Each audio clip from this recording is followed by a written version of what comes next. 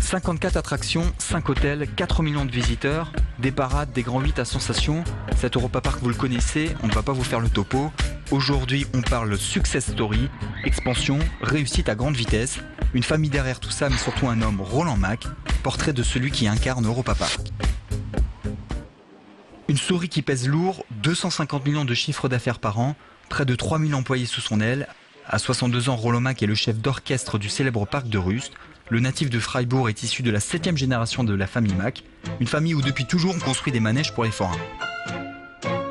Et c'est mon papa.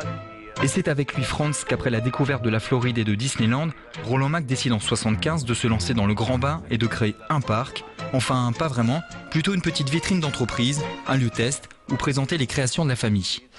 On n'a jamais pensé que le succès va être si grand. On n'a jamais pensé que le parc va faire plus de 4 millions de visiteurs par an.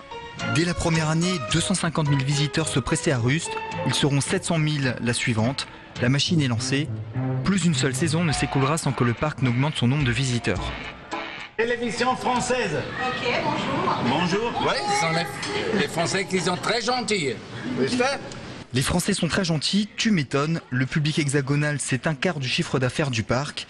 Mais quand il parle développement et business, l'homme d'affaires ne se gêne pas pour lancer un petit pic au fameux concurrent parisien, le Disneyland.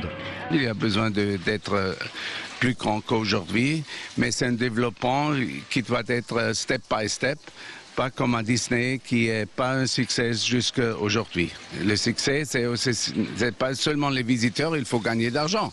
Et Disney n'a pas gagné d'argent à Paris. Là, notre homme est un peu de mauvaise foi, puisque depuis 2007, le parc parisien vit dans le monde féerique de la croissance.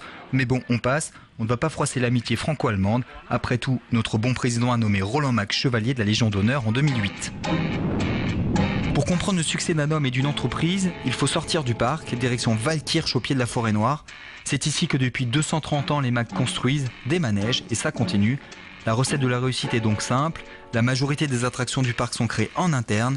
Pas besoin d'intermédiaires, pas de surcoût. Et à côté, des manèges, on en vend aussi aux concurrents.